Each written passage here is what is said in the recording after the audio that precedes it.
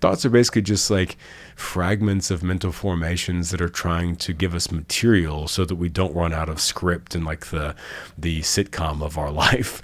It doesn't mean that the writing is good. It just wants us to have lines.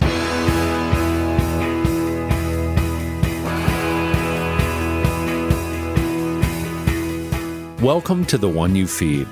Throughout time, great thinkers have recognized the importance of the thoughts we have. Quotes like garbage in, garbage out, or you are what you think ring true.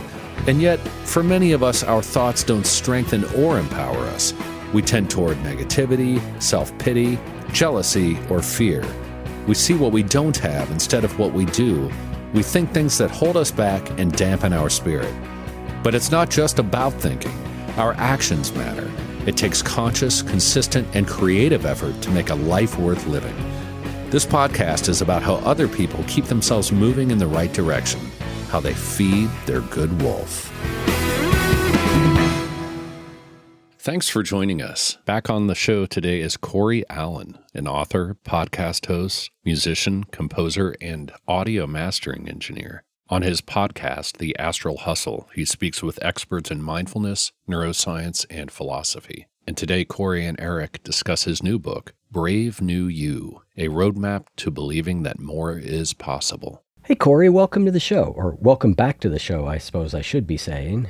Eric, thank you so much for having me, man. It's really awesome to be back, and I'm grateful to be back here with you in this moment of time again. Yeah, I don't know how many times you've been on at this point, maybe 3? I'm not sure. But our listeners, given your voice, will be happy to hear you again. I hope so. I hope so. Yeah. It'll be exactly what they need right before bedtime. Exactly. I occasionally get that. Like, I listen to your podcast to go to sleep, and I'm like, well, I think I'm going to choose to take that as a compliment. Yeah. Totally. But I suppose I could read that differently if I wanted to. 100%. Yeah. It's like, thank you, I guess. Yeah. You have a new book called Brave New You, a roadmap to believing that more is possible. And I have a first question I have to ask you before we even get to the wolf parable, which is, there is a song by an Austin songwriter and performer by the name of Jimmy Dale Gilmore called Braver, Newer World. And I was curious whether you know that song, given that you are in Austin and it's close to the title of your book. I know Jimmy Dale Gilmore, and also Okay. for anyone that's unfamiliar with who he is on a musical front, he was Smokey in The Big Lebowski, the dude that steps over the line with the long gray hair. Oh, I didn't know that. Oh, really? Okay. No. Have you seen Big Lebowski? Yeah, it's been a long time Okay, now. yeah. So Jimmy Dale Gilmore was Smokey, and he really loves whenever you bring that up to him, I think. I've seen it happen in person when people accost him in person and go, man, you Smokey, oh my God. And he's like, yeah, I'm also have a legacy musical career as well that you can reference. Right. Yeah. But no, I did not base it off of that. But I would be proud to be side by side him and in the lexicon. That record of his, Braver, Newer World, is, I think it's head and shoulders above anything else he's done. It's so good.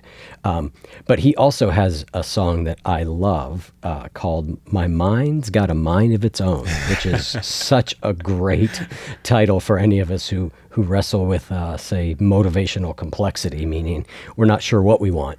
Yeah, I think that's going to be the name of my next book. Yeah, it's a great song too. All right. Now we'll start like we always do with the parable. There's a grandparent talking with a grandchild, and they say, in life, there are 2 wolves inside of us that are always at battle. One is the good wolf, which represents things like kindness and bravery and love. And the other is a bad wolf, which represents things like greed and hatred and fear. And the grandchild stops, they think about it for a second, they look up at their grandparent and they say, well, which one wins? And the grandparent says, the one you feed. So I'd like to start off by asking you what that parable means to you in your life and in the work that you do. Yeah, I think that, the more that I continue to watch my mind, pay attention to what's arising internally in any moment, I notice that, like, all of the negative stuff, the dark wolf, as you would say in the parable, really seems to be just a collections of memories of negative moments of the past trying to influence how I'm feeling in the present. And it's not really who I am. It's what I've been through and some of the things that have impacted me over the years that are still stuck, that I'm still attached to. And if I am present with what I'm thinking, the good wolf is who I actually am today.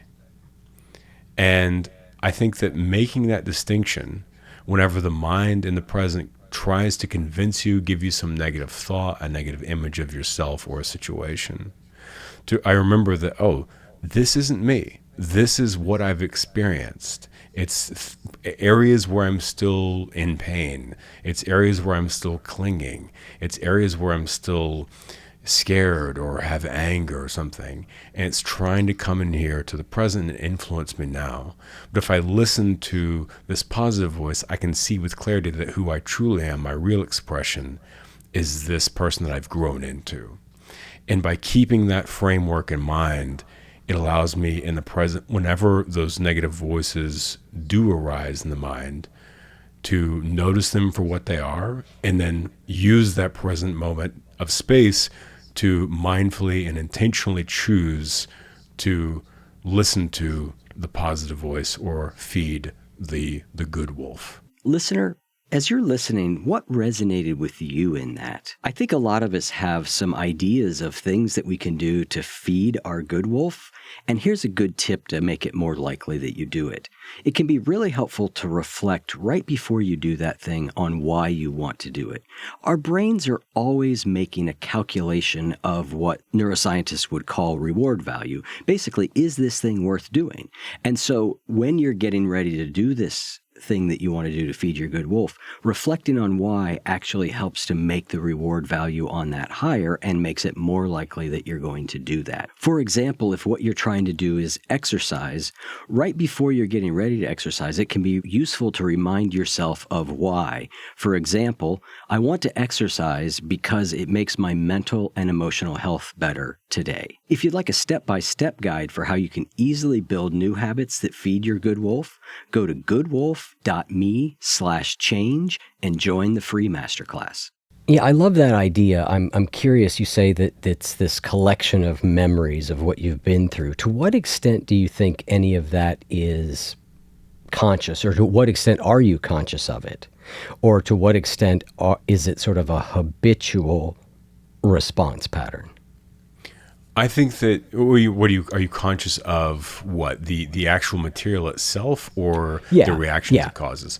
The material itself. Yeah, I think it depends. I think it depends on the person. It's like, how much work have you done to be aware of the mental formations that are flowing through your mind, and to make that a little bit less esoteric, I suppose, for someone who is into meditation, if you study your inner life, you will notice, or if you stop at any point, you'll notice that, you have your conscious awareness. And if you pay attention a little bit and just notice rather than try and, just react to whatever's flowing through your mind, you'll see, oh, there's a thought, or I'm thinking this now. And you just label and note whatever is rising. And you can start to notice, like, oh, there's a positive thought, there's a negative thought, there's this, there's that. But a lot of people don't do that. In fact, most people don't do that. Most people have that operating kind of in the back of their mind, and they're on autopilot. They're living in front of that process, reacting to the thoughts and impulses that are coming up to them in the moment. So that's why their life, they feel like they don't have a lot of control in their life, or what generally ends up happening is they do something called post-event processing, where they'll be in a situation, they'll react in a negative way that they didn't seem to have any control over in the moment, because they were almost in a feral sort of automatic state. And then later they'll look back and say, God, I wish I hadn't have said that to Eric. I didn't want to say that. That's just it just came out of me. It just happened. Right? So that's why most people feel like they're kind of living in this pinball machine type of of life, and they don't really have a firm control and ability to be intentional. So if someone doesn't look inward, then that ecosystem of negative imprintations from their experience does seem rather mystifying. And therefore, to your question, it's more like they don't really know where that stuff's coming from. It just seems to be happening to them. And maybe they'll recognize the outcomes of that or the emotions that go along that, but they won't be particularly conscious of the material itself. However, if someone spends time meditating or simply paying attention to their thoughts, noting their thoughts, and their self-awareness increases to where they become not only aware of what they're experiencing in the world, but also what's happening inside of them that is creating this kind of consciousness conversation of feedback with their reality, of what they're thinking and how that translates to their actions, how people are responding to them, and so forth. Once you become aware of that, then those things that you were talking about, I think one does become more conscious of them. And it can become a really fascinating self-healing, self-teaching, self-discovery tool. Because in the moment, rather than simply, for example, like having an emotional response, rather than simply reacting to it, you can get curious about it, you can notice it, and then you can look beyond just the energy of the emotions, like the intensity in the body, and you can think and explore, like, well, why am I feeling that way? Like, for example, if you're, in a conversation with a partner and you notice that every time that talking about your finances comes up, you start feeling anxious and weird and like defensive and shut down. A lot of people would feel that and then just shut it down, move on, disengage from the conversation, or come up with a way to distract it or move the conversation to something else. But if you are, developing a bit of skill at looking inward and being aware of your thoughts and being able to look down into yourself, in that moment, you might notice that defensive feeling. You notice the body tightening, the breath shortening. You notice your adrenaline releasing. You feel yourself filling with tension. Then you go, okay, I'm having this feeling and I'm noticing this arising. Now let's start labeling and noting kind of what I'm feeling. Okay, there's tension there. I feel tight. I feel shut down. My throat, my voice doesn't feel as clear. Don't feel like I can really find my words. Now let's look a little bit deeper, and then you might find, well, I'm actually feeling this way because I feel like I'm the one contributing all of the finances to the situation in our household, and this other person isn't contributing as much, and so it's making me frustrated, but I don't want to express that frustration because I don't want to make that person feel like they're not valuable. Or, and there's a million scenarios, or you could say, oh, my parents, had this crazy relationship with money. And so you can, kind of look inward and explore and become more deeply aware of some of those negative imprintations from the past. So let's stay with that example for a second. Let's say you find yourself in that situation and you're thinking to yourself, I feel like my partner doesn't contribute enough to the finances and I'm feeling frustrated. And thus I'm having this emotional reaction, right? What happens next? Let's say I figure that out. Then what's the next step in the process? Or I'm asking you about something kind of nebulous and asking you to make it concrete. But I'm just, I think a lot of people are going to relate with what you just said, some version of it, which is like, I look inside, I see what the thought is. The thought appears to have some degree of reality, right?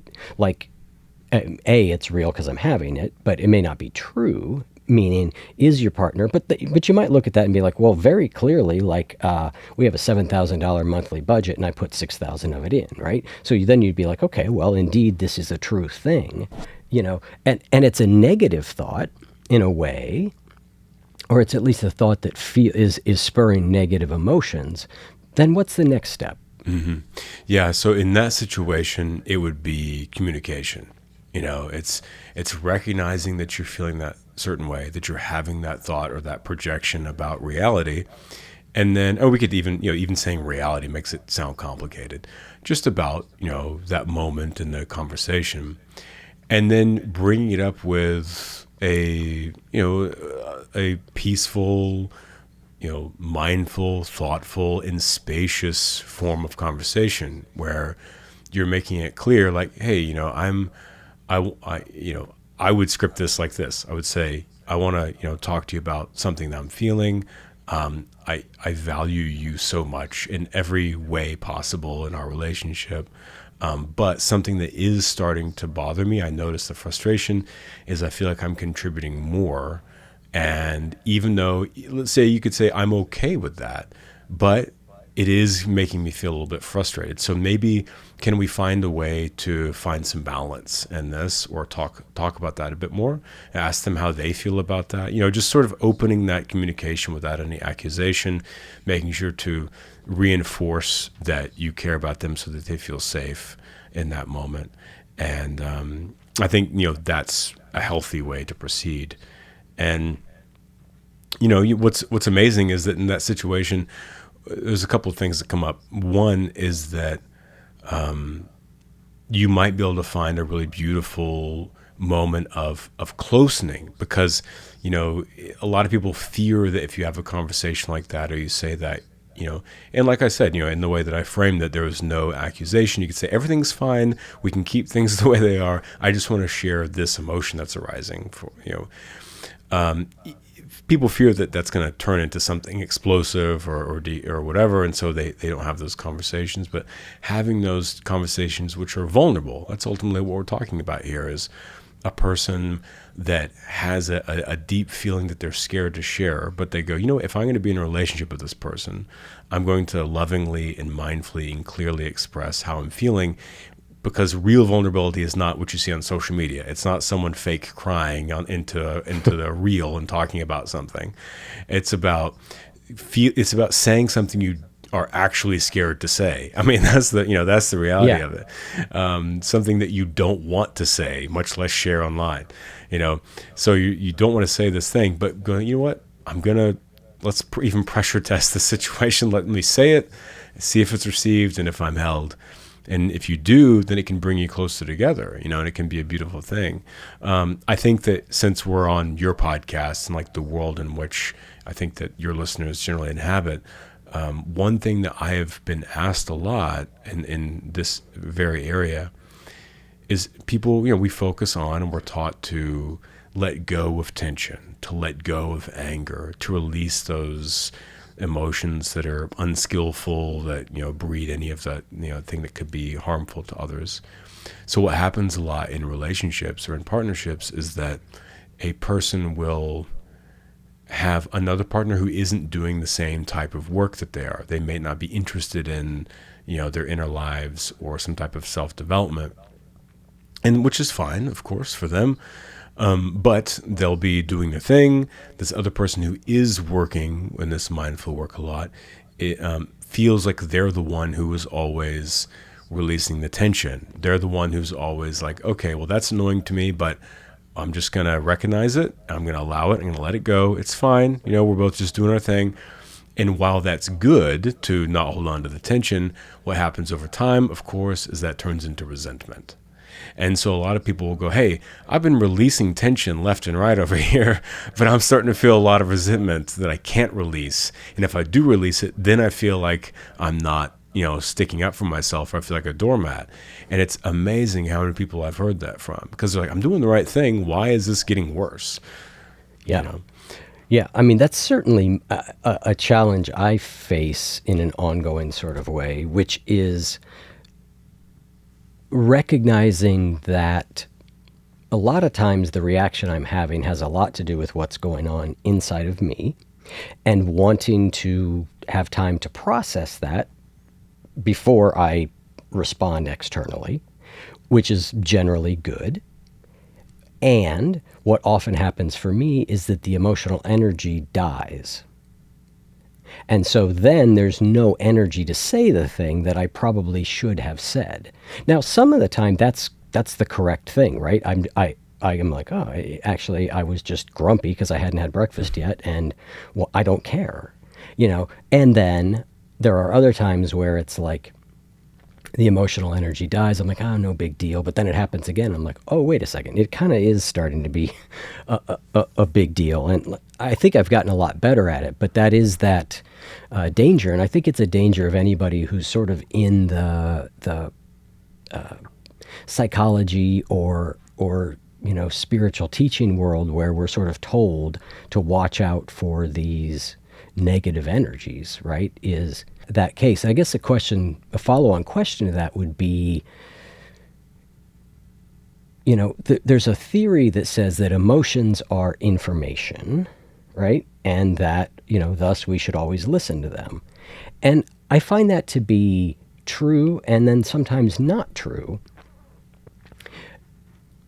How do you sort of tweeze that apart? How do you know when you're having an emotional reaction that's because of something real and that needs dealt with, or you're having an emotional reaction that is very habituated and has nothing to do with the current situation, or is, obviously it's easy to tell if you're starving. You're like, okay, I can throw that one off. But it's far more nuanced in the middle, between those two extremes. Yeah. And first, I think it would be useful for us to just quickly give the solution for the scenario that I was just painting there real quickly, as far as feeling like a doormat, and being the one that's always releasing.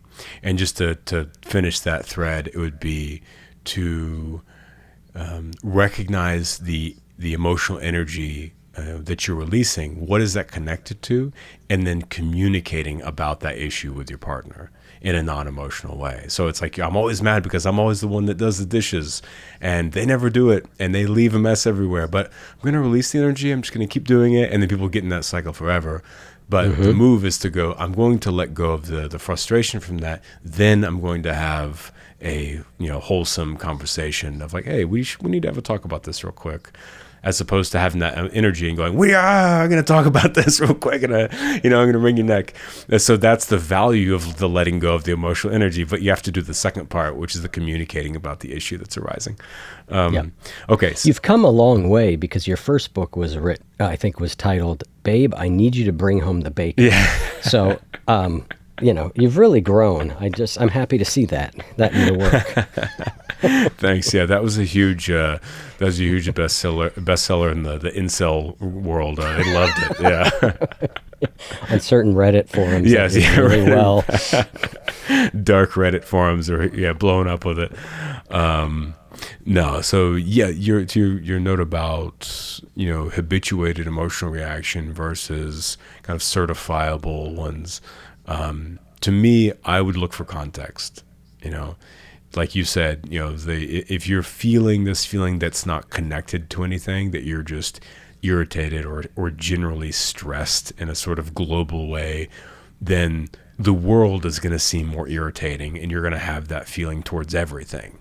It's like your cute little puppy could normally making your heart melt, but in this situation where you're overscheduled and underslept and overstressed, you're like, shut up, leave me alone. It's like you would never say that to your puppy otherwise, but it has nothing to do with them, it's to do with you. But if it's something, a specific thing that is arising that has happened or keeps happening, and you notice it and can actually identify what that thing is, or it's a similar context, then that's something to look into. So you talk a lot in this book about challenging our thoughts, and something you say is that one of the tough things about challenging your thoughts is how convincing they can be.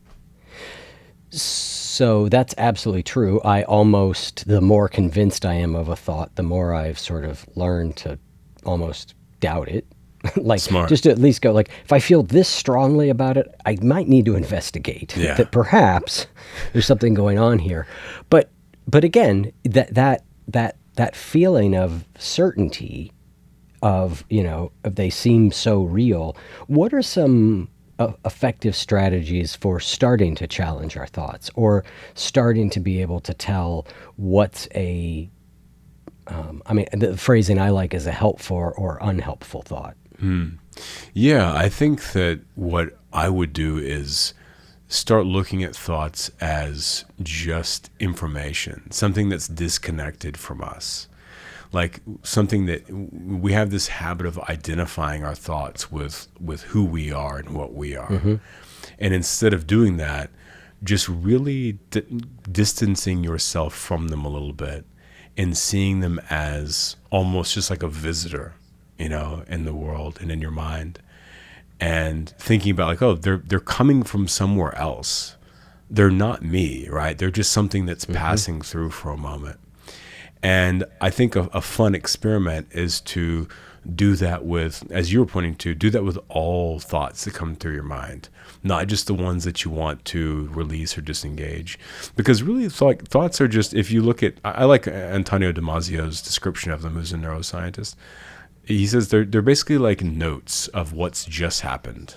It's like the mind is just kind of like noting what's just happened often, or it's throwing up suggestions of what you could do next. Thoughts are basically just like fragments of mental formations that are trying to give us material so that we don't run out of script and like the sitcom of our life. It doesn't mean that the writing is good. It just wants us to have lines, to be able to say if we want. Now, what makes a good actor is how you choose which lines and how to say them, how to deliver them, and that's really kind of the same story of life, So I think just really zooming out and taking a step back from all of the thoughts you have allows you to see them under the context of them just being this passing information, which really doesn't have anything to do with you or your identity.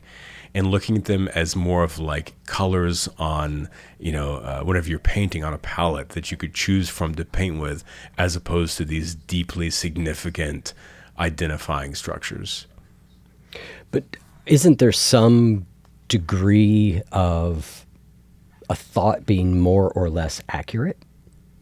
I mean, I get what you're saying, that like we should just treat them as things that have appeared versus being completely identified with them, right? I mean, I think that's the first and biggest fruit of meditation, which most people see as a problem, is the realization that like there's nothing you're going to do that's going to stop these things from coming, and you have no idea what's coming next, and like it just happens. It's just happening, right? So in that regard, I agree with you 100%. Like, okay, let's treat them all as something that's appearing to us versus something we've made appear or something that is part of us. And yet there is some manner, I think, of which certain thoughts are more accurate than other thoughts, right? Well, sure, yeah.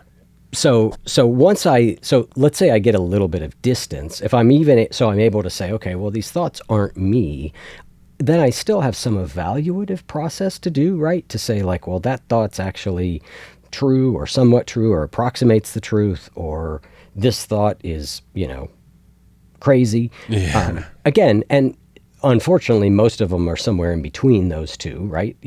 Between a simple fact that microphone is black and,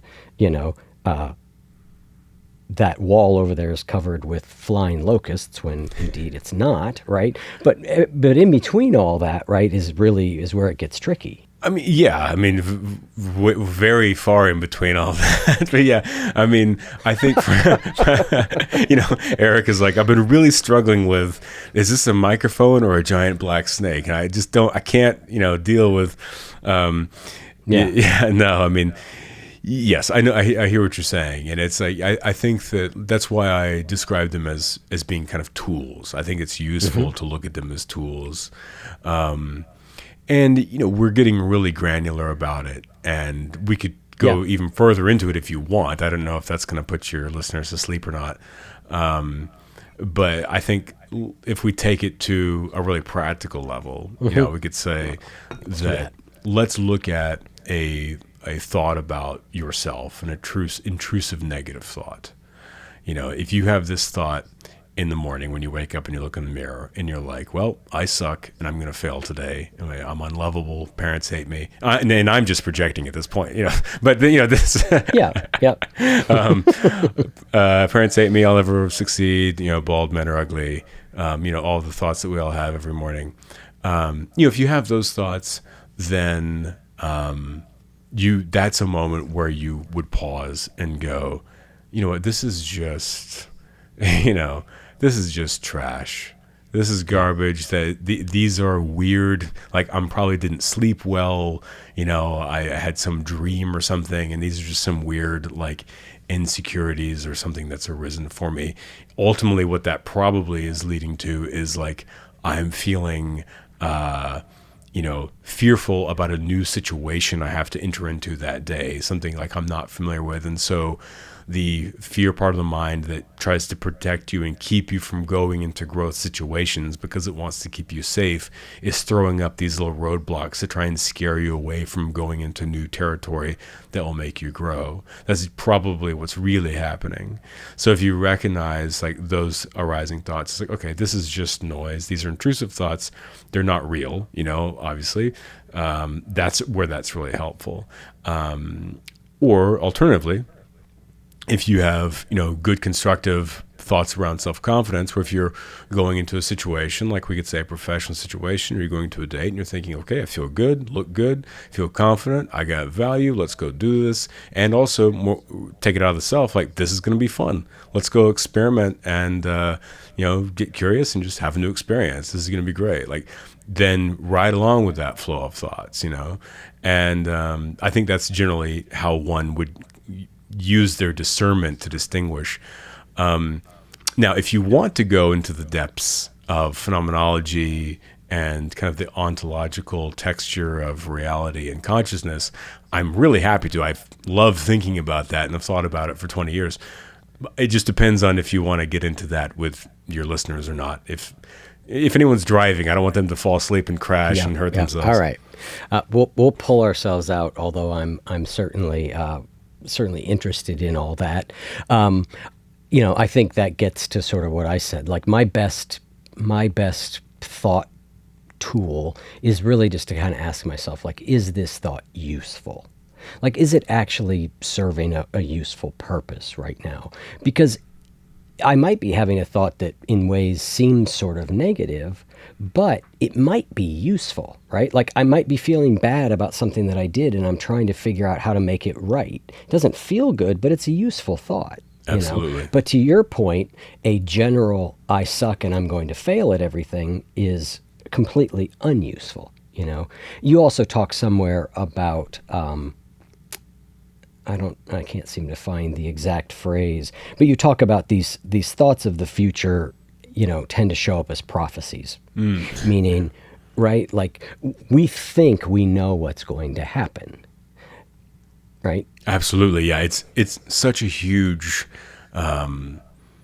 value in understanding how that works out. So I'll just unpack it a little bit.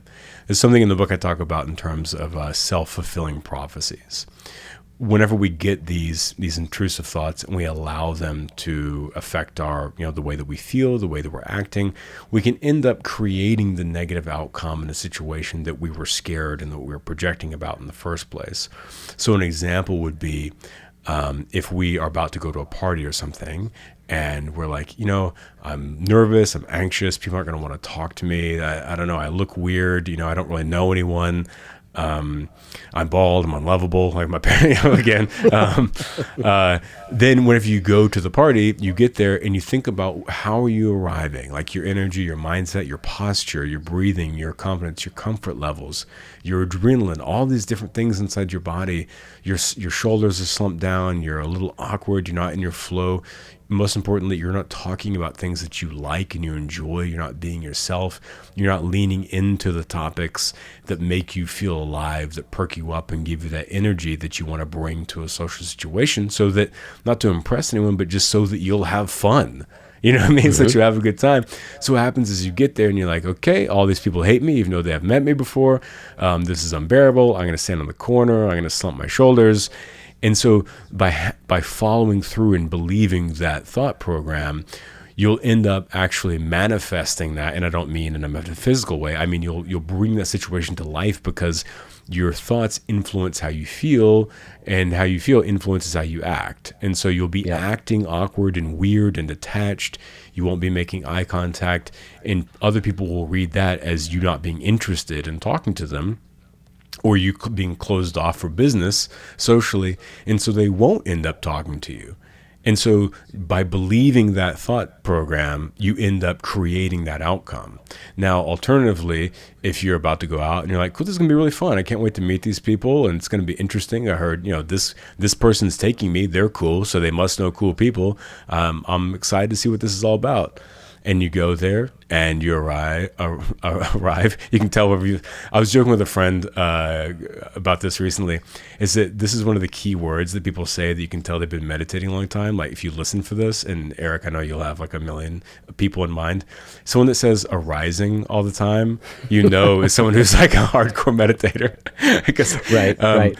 Okay. So anyway, and for people who are listening, that's because you're constantly thinking about the world, but you're also paying attention to what's emerging in your body in terms of thoughts and feelings and impulses. And so that's often called, the word is arising to describe that.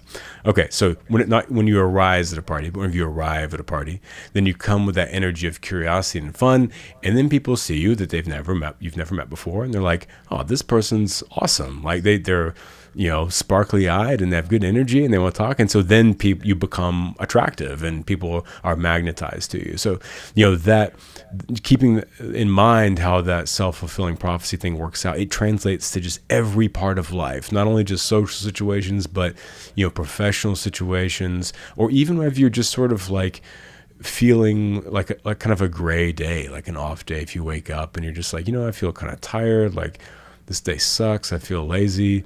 And then you're like, I have to go to the grocery store. I don't have anything to eat. Then instead of going like, okay, this is going to suck, I'm just going to get it out with taking a pause and being like, I'm just like writing this miserable story in my brain right now about what the future is going to be like. I don't know what the future is going to be like. Why am I shaving down my experience of my own life to this miserable little nub? Let me shift my mindset and expand and move into this experience with some openness and curiosity. And what happens is that whenever you do that, you walk into the store, and instead of going like, all right, where's the broccoli? You walk in and you go, this is bizarre that this plant was grown like 500 miles from here, and that some long time along the course of human history, some person saw this green little tree and was like, that looks delicious, and they figured out how to apply fire to it and make it, and it's just they're stacked perfectly in a geometrical pattern in ice right here. And like, what is ice? We figured out that like somehow there's like this liquid that whenever you push the particles close enough together, it turns into something solid that can burn you and kill you or keep you alive. Like you need to reduce your inflammation, get in an ice bath. You need to, but yet you don't want too much ice or else it'll freeze you. It's like this bizarre thing, so like you can, and then that wonder then accelerates all of your positive feel-good chemicals in your brain. And all of a sudden you go from having this gray, crappy day to being, having fun, laughing, and just kind of exploring the miraculous nature of being. And so it really, that type of mindset shift works anywhere, as long as the only key is you have to just remember to do it. Yeah, I love that idea of shaving, our existence down to a nub, right? By sort of, really sort of saying, like, by saying that we know how it's going to be, we are to some extent, causing it to be that way. I may not be as optimistic as you to believe that by thinking that the grocery store is going to be good means I'm going to have a great time at the grocery store. But I certainly know that I at least have a chance to have a good time at the grocery store. I used to see this with coaching clients all the time. We would get off to a good, whatever it was they wanted to change, we would get off to a great start. We're doing great. How you doing? Oh, I'm good, I guess. Okay. And then they would be like, but I've started good before. And then I end up quitting. I end up giving up. I'm like, okay, I recognize that. It's good to know what your tendencies are. And that voice doesn't know the future, right? The joke I always make is, if it does, let's go to the track. Right. Let's go to the horse racing track now, because that would be a great thing. And so, yeah, and there's nothing you can do, about that today. You can't control whether 2 weeks from now you stop doing something, right? You just focus on it today. But it's that self-fulfilling prophecy, because the more you believe that you can't do it, right, then that actually drives motivation down, right? We know motivation goes up when you feel good and confident and down when you feel negative. So you're driving your motivation down, and you're making it more likely that indeed you are going to stop doing it based on this prophecy that I always screw this up. 100%. And this is one of the things that I, really use throughout the course of the book, because ultimately what we're getting to, and it's a reason why I start with mapping out these mental tools. I kind of call it some mental house cleaning at the beginning. All these negative thinking habits of, self-consciousness, imposter syndrome, overthinking, making these assumptions about reality like we talked about. All of these negative thinking habits are just what have happened, right? It's just what we've experienced in life, and we just happen to get into this routine. It's like, why do you brush your teeth in the shower as opposed to brushing it in front of the sink? Well, no reason. It's just what you happen to get in the habit of doing.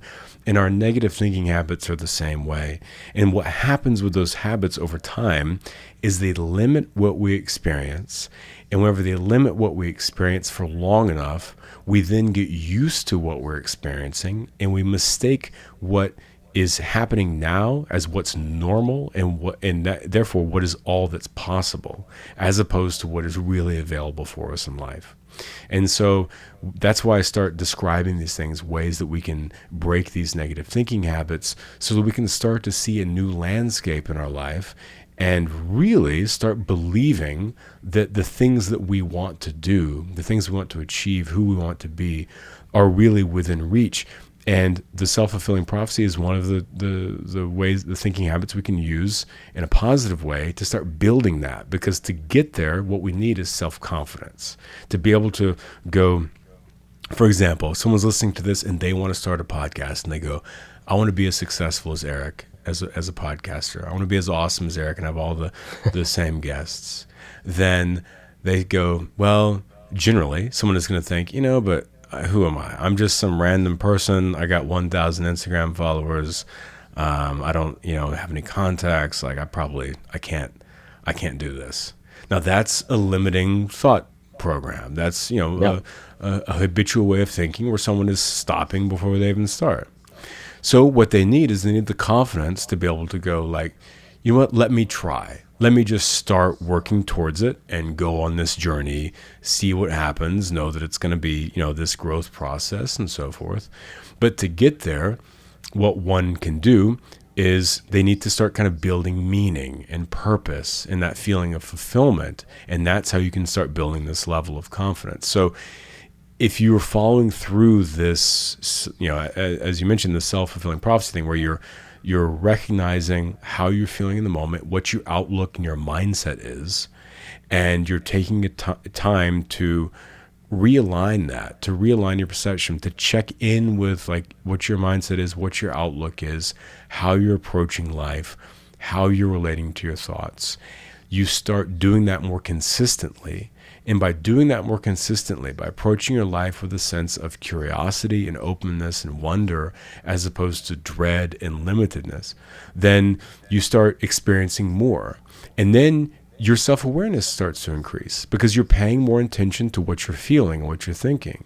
And as your self-awareness starts to increase, you start seeing little things about yourself that you want to change.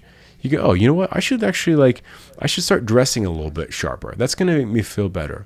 I should start eating better. I should start exercising. I need to reach out to my friends more so I feel more connected to people. I need to start spending more time and prioritizing the things in life that actually make me feel good instead of just feeling guilty for sneaking those things in whenever I feel like I can get away with it.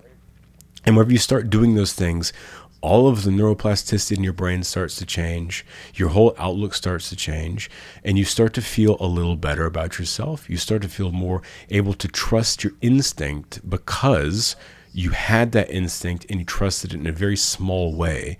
And by doing that and making a small change, you can look back and go, you know what? There is a receipt. I just trusted that. I did that. Now I feel better.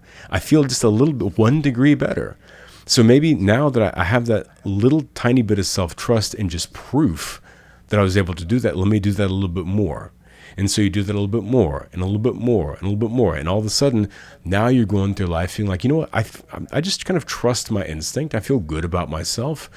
and you're able to go and do something like start a podcast with some confidence and some self-belief, as opposed to just living in this world where that's not possible for you. Yeah, and I think that you hit on something really important there, which is the incremental nature of those things, right? That like there isn't usually you're going to do like one little thing and you're going to feel 50 times better, right? You're going to feel 1% better, maybe, right? Yeah. But that 1%, like you said, if instead of expecting we should feel 50% better, and then being like, well, that didn't work. Whatever Cory just said to do didn't work, right? Because I still feel mostly the same, right? And you look for the little bit that's better, that will allow you to keep going, right?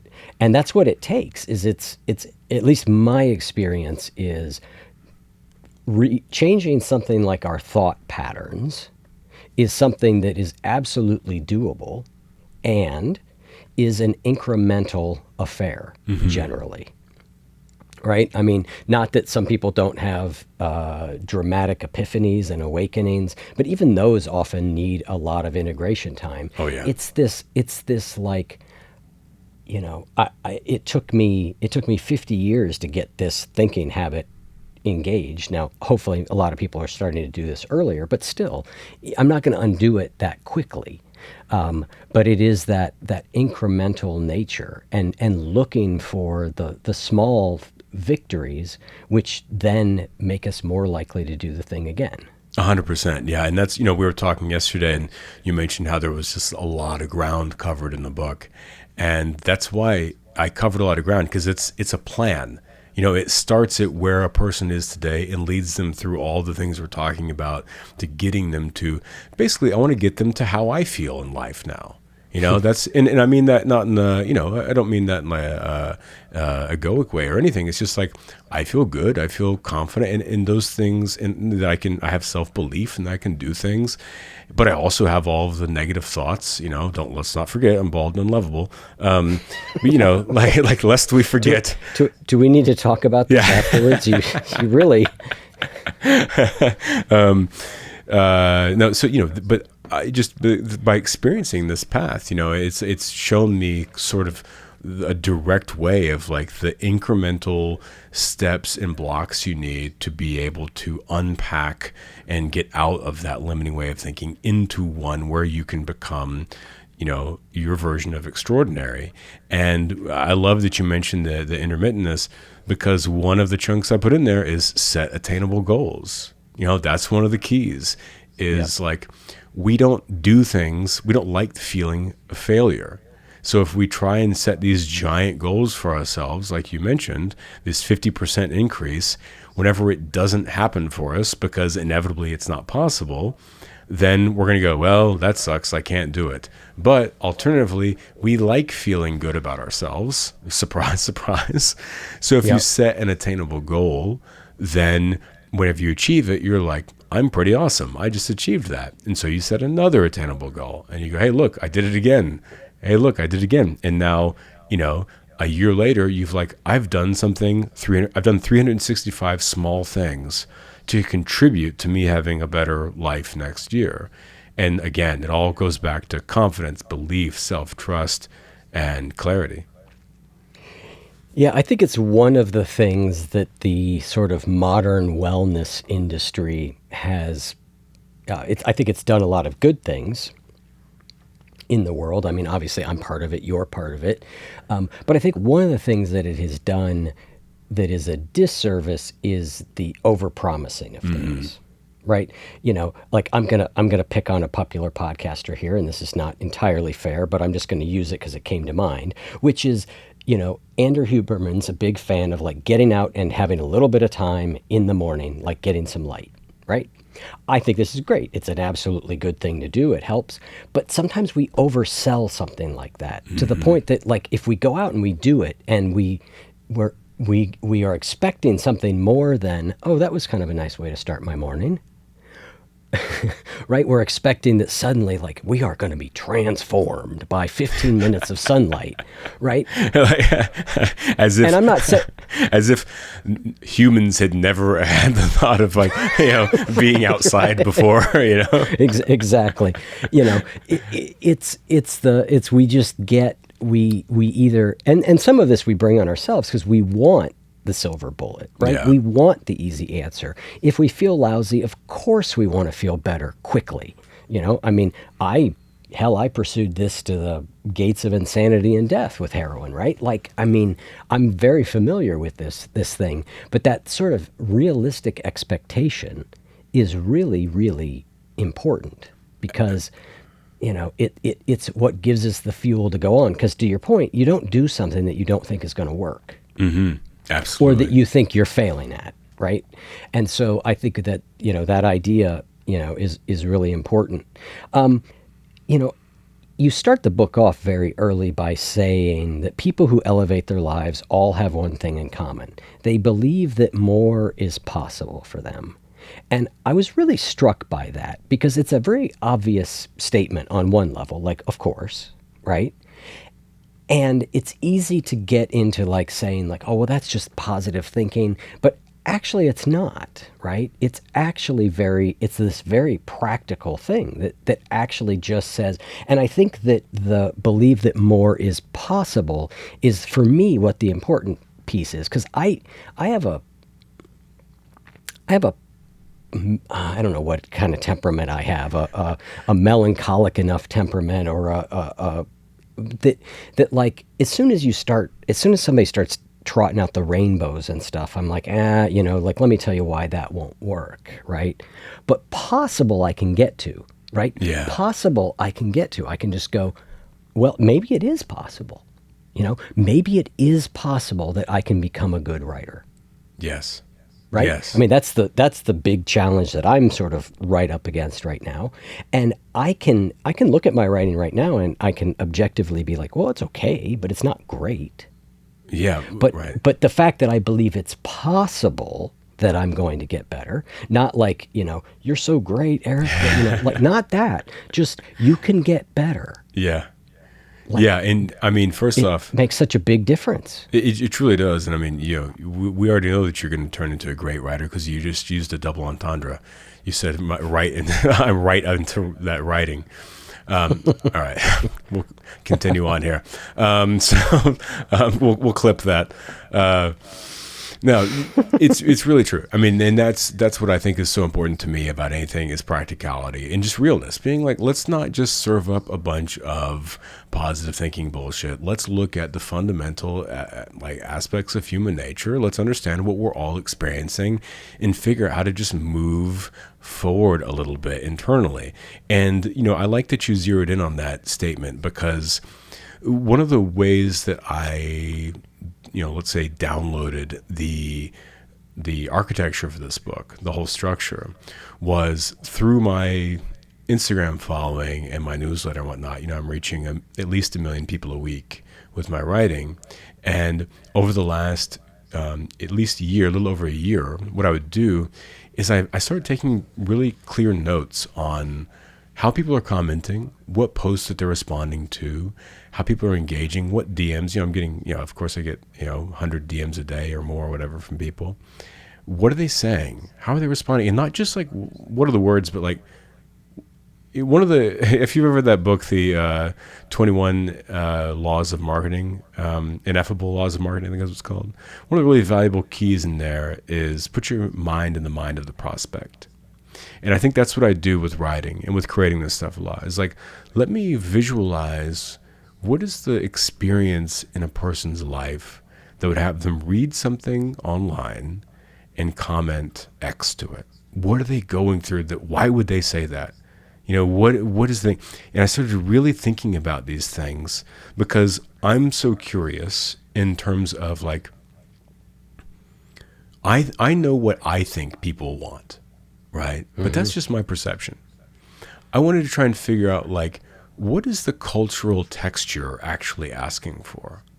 What are these things? And the biggest thing I noticed, and really each of the chunks of my book that I laid out are based on consistency, seeing these issues, these problems arise again and again and again and again. I thought, you know what, here it is. It's telling me what everyone needs. And so I put it into a linear path and applied, my own experience to it to make it all zip together. But the biggest thing that I noticed that everyone seems to feel, and this was really fascinating to me because I wouldn't have thought, and you can insert an ad right there. This is no, but this is really fascinating to me. That I wouldn't have thought this is that everyone feels like they are right before, like, being able to get to something great. They feel like they're right there. They can feel the possibility that it's like right within their fingertips and that they deserve it and that they could do it. And they're like, yes, that could be me. But they can't seem to figure out how to find the way through the tunnel from this version of their life to the other version of their life that they're imagining that is whatever that means for them. That could be finding a partner, starting a business, going on and on and on. Become a cult leader. Sorry. Wisdom without levity is a tragedy. So is that an act? Did you just make that up? That was from my first book. So I'm self-quoting like a true asshole. Yeah. Like a true cult leader. Yeah. Fucking hell. So, yes. So that's the feeling. And that's what fascinated me. That's why the cornerstone of the book is teaching someone how can we get someone to find that level of self-clarity and belief and actually motivate to that place of, like you said, like, you know what, that's possible. And it's not this thing of like, well, I'm gonna go dunk on LeBron James. It's like, no, that's not what we're talking about here. Right. Well, I mean, this just takes me back to the work of Carol Dweck and the growth mindset, right? Which is just, it's very simple, which is if you believe you can get better, you actually will. I mean, and if you don't believe you can get better, you won't. And, it doesn't say anything about how good you can get. I mean, like, to your point, like, there's no way I'm going to dunk on LeBron James. That's not happening in my lifetime. But I could become a hell of a lot better basketball player if I wanted to. Right? And so I think that's the element of that's really helpful. I want to have you just, I think this is going to cover us back over some of what we've talked about before, but I just want to give you another, or just hit it again, because I just love this phrase, and then we're going to have run out of time. But clarity is realizing your mind is full of assumptions. I love that you picked that one out for a plethora of reasons. One is because it's kind of one of my favorite phrases I've ever come up with. Mm-hmm. Some people, like, whenever I've posted that on Instagram, some people, like, really, it blows their mind and they see it and they love it. And other people, it just sounds like white noise, And so it's kind of fun. And that's the perfect reaction for a statement like that, right?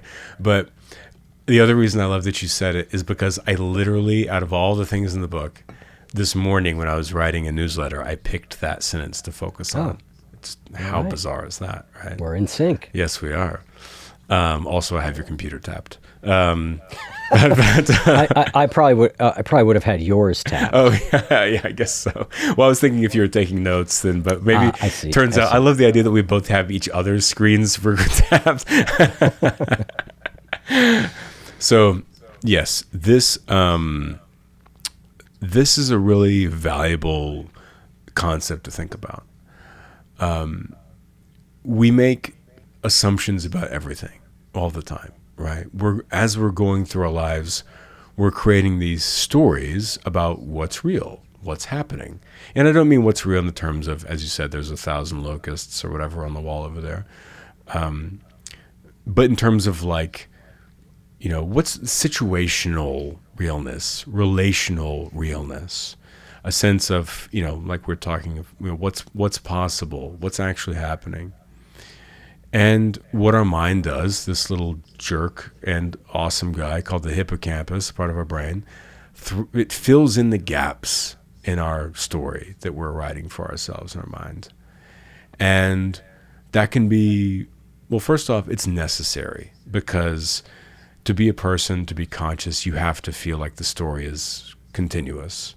So we fill in these gaps all the time so that we never run out of conscious experience, material, and narrative. But also what happens is, as we started talking about at the beginning of the podcast, is that our, the memories of negative self, the bad imprintations, the traumas, the moments we've been denied, the moments we've been embarrassed, these things lurk in our subconscious. And they often try and come back to steal away from the present moment, because ultimately what they're doing is they're trying to protect us from feeling that way again. So whenever we have those negative feelings, those negative things arise, generally what's happening is it's going, that was horrible to feel that way.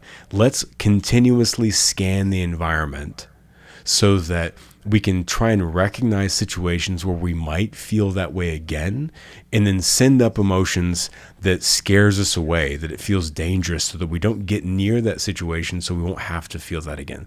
That's why, and it happens from the same part of the brain, the amygdala, the lower brain, the fight or flight part of the brain, the animal brain, where that's why if you go up next to a raging river, it feels scary. It's like, why would a river feel scary? It's not scary. It's just a river. But we get close to the edge of the riverbank, you feel like a magnetic thing pushing against you. You feel fear of whoa, better not get too close to that. It's the same part of the brain on an animal level, on a physical level, pushing us back because it's going, don't go in there. That's dangerous. Get back. And so we're moving backwards. Emotionally and psychologically, the same thing happens in situations where our brain recognizes that we could be vulnerable, that we could feel embarrassed or whatever. Again, it literally sends us the same feeling and goes, shut that down. And it's down to do that however it needs, to tell whatever nasty thing it needs to tell you to keep you away from putting yourself in the situation, right? So as we're moving through life, what generally happens is that in those gaps in our story, we will have these negative things be inserted to try and keep us protected from getting surprised by a negative situation again. So to really break that down into an example, say that you text a friend and then you don't hear from them in 6 hours. You're like, that's weird. Then you don't hear from them for the rest of the night, and you're like, that's unusual. And then a day goes by, and now where are we, right? Now we start thinking, what, does this person, did I do something to this person? Are they mad at me? Are they don't think I'm worth responding to? Are they blowing me off? What's the deal here? And so that's the moment wherever your brain, your mind is inserting imagination into the story, right? And so that's, this is back to this clarity, is realizing your mind is full of assumptions. In that moment, and we're going to get over to some practical application now. So in those moments in life, like this text message thing, whenever you recognize that you're feeling a certain way like that in that moment, you just stop and you label what actual information am I dealing with, and where am I just filling in the gaps, right? So you're like, okay, I texted this person, they haven't responded. That's all the information I have. All this other stuff about them being mad at me, about me thinking the last time that we talked about how this could be why they're mad at me, that's all imagination. And so being able to recognize that and release it and not turn it into this thing to where now it's controlling your behavior, it's controlling how you're moving through the world. And now you have a kind of a fear, a negative sense of self. And that, again, how you are feeling influences what you think. How you think influences how you act. So now you're going through your day with that energy. And we get into the self-fulfilling prophecy thing that we talked about earlier. Now this whole cycle that starts spinning up, right? And so by recognizing that that's happening, you can break that cycle. So whenever your friend then texts you 2 days later and says, hey man, I was traveling. Sorry, I just got your text now. I'd love to have dinner and catch up tomorrow. Then you can go, great, as opposed to being like, why did I spend 2 days beating myself up over this? So the more in life that we can realize that when we're making those assumptions, the more time we'll spend outside of that self beating up reality toxifying type of situation. So listener, in thinking about that and all the other great wisdom from today's episode, if you were going to isolate just one top insight that you're taking away, what would it be? Remember, little by little, a little becomes a lot. Change happens by us repeatedly taking positive action. And I want to give you a tip on that, and it's to start small. It's really important when we're trying to implement new habits to often start smaller than we think we need to, because what that does is it allows us to get victories. And victories are really important because we become more motivated when we're feeling good about ourselves, and we become less motivated when we're feeling bad about ourselves. So by starting small and making sure that you succeed, you build your motivation for further change down the road. If you'd like a step-by-step guide for how you can easily build new habits that feed your good wolf, go to goodwolf.me/change and join the free masterclass. Beautiful. Well, that is an excellent place for us to wrap up. Amazingly, it's time to wrap up. It feels like we just got started, but I think according to the clock, it's time. Thank you so much for coming on, Cory. I'm really excited to have gotten to talk with you again. Your book is called Brave New You, A Roadmap to Believing That More is Possible. Thanks. Thank you so much, Eric, man. I really appreciate you having me on. As always, it was just really fun and just great to talk to you. Thank you.